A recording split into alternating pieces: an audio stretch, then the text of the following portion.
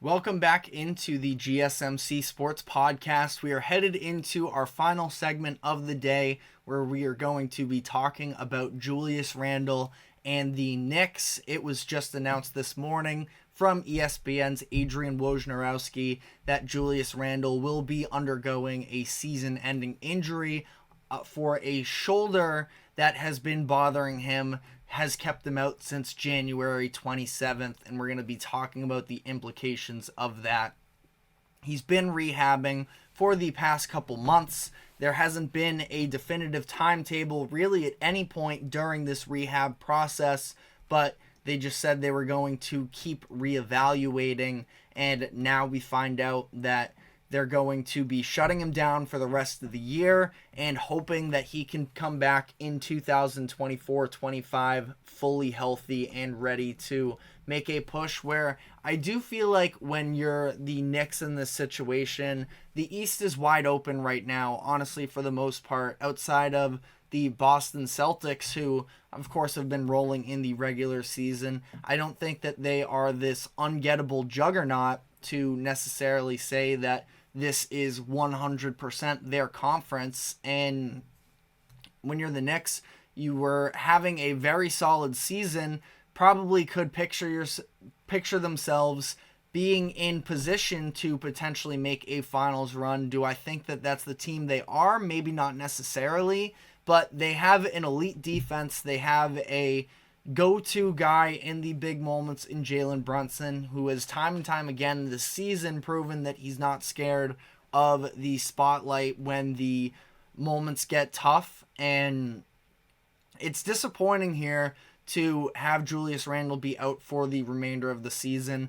Now, I am not the biggest Julius Randle fan in the world. I do feel like at times he can play a little bit of a selfish game where he's very fixated on himself, getting his level of touches, and he is a very good scorer that a lot of people don't give him credit for, but we have also seen just the mentality with him at times has been a little bit discouraging, where I went to a Celtics-Knicks game earlier this year, and it does seem like there is a level of he lets what happens on the offensive side of the ball really dictate his effort level on defense, where he can get upset and as a result not hustle, stop paying attention, and just sort of space out, not be fully locked in.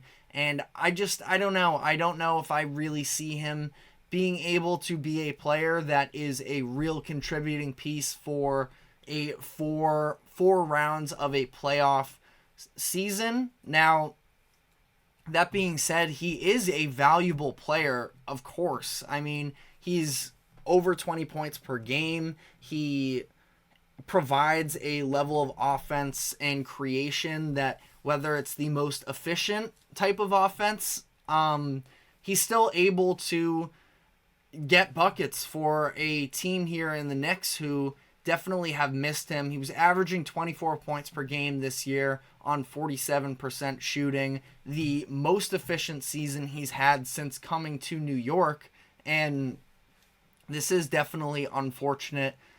Ultimately, I feel like with Randle, you see at least the level of this Knicks team, who I know that they are on a 3-game losing streak as things currently stand, but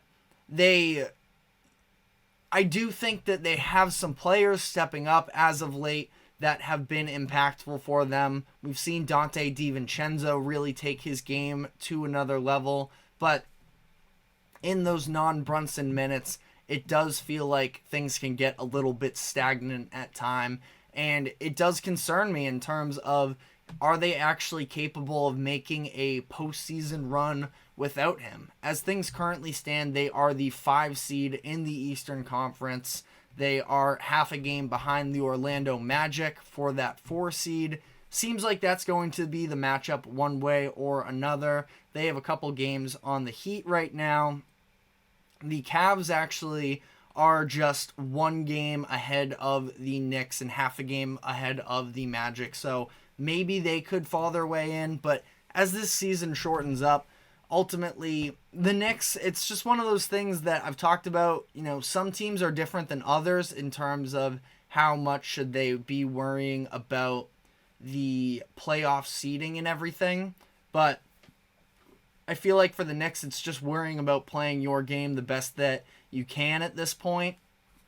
And again, the Knicks are a team that can be dangerous because of the level of defense that they can play. Now, OG Anunoby is not yet returned, so that could be a big-time loss if he isn't there for him. They're at least getting Mitchell Robinson working his way back into the rotation after missing. It was late November or early December that they lost him, so been a handful of months. He's a key piece of that defense as well.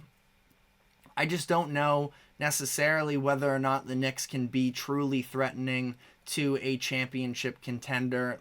If things were to, square off right now, like I said, I do believe that the Eastern Conference is pretty open. The Celtics are the team to beat, but outside of that, and even with them, I don't think that they are unbeatable, but I can't really see a world where the Knicks have the offensive firepower enough without a Randle to take down the Celtics, who are obviously offense heavy. But when they actually try, which is sometimes a thing with them in terms of the level of effort defensively, specifically when you look at some of the, and I don't even know if the rebounding numbers as a whole are necessarily glaring, but at least from the eye test, the Celtics struggle with defensive rebounding sometimes. Seems like they allow a lot of offensive rebounds on the other end.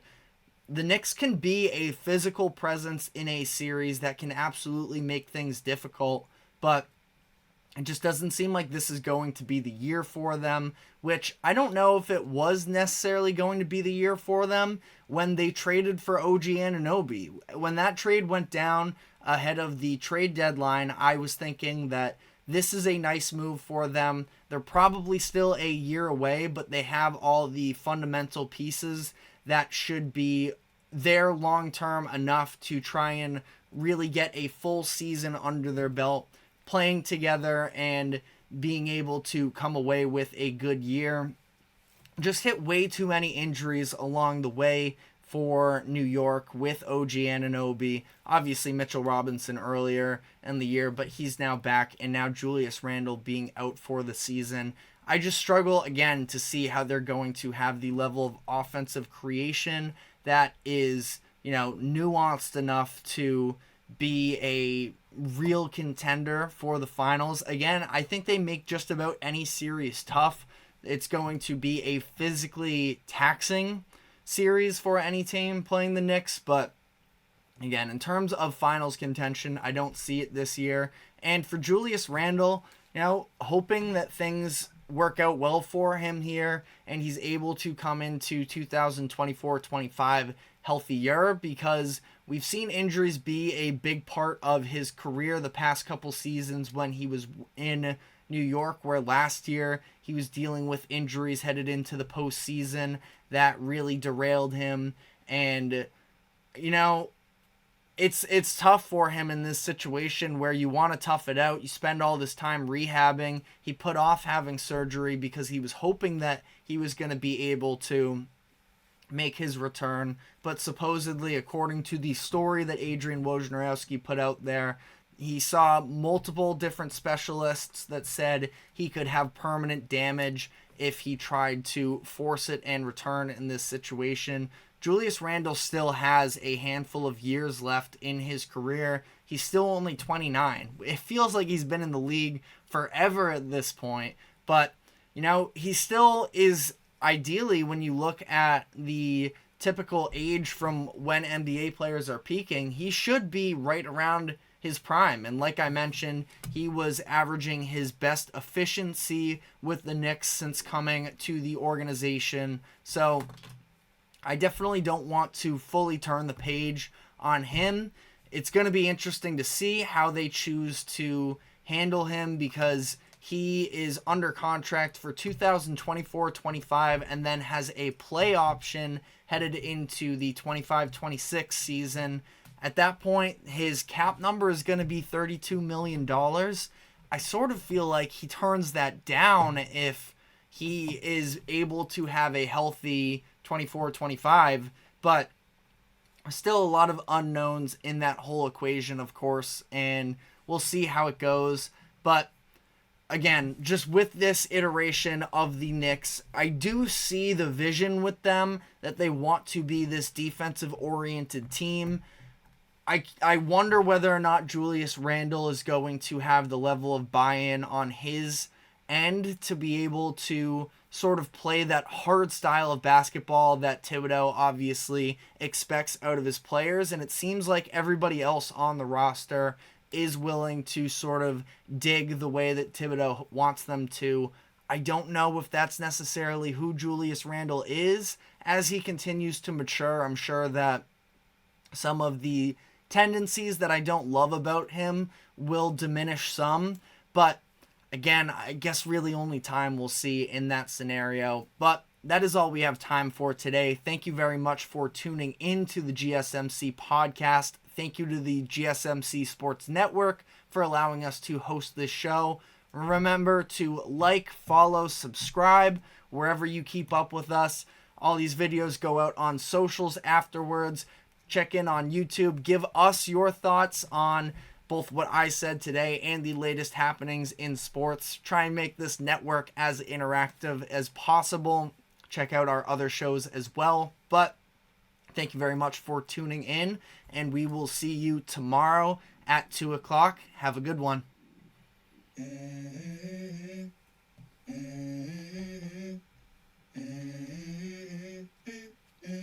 Let's go. I wake up to a little bit of drool on my pillow, feel like it's gonna be a bad day. Yeah, I'm tired of shit, and the coffee ain't hit yet, damn, ain't that great.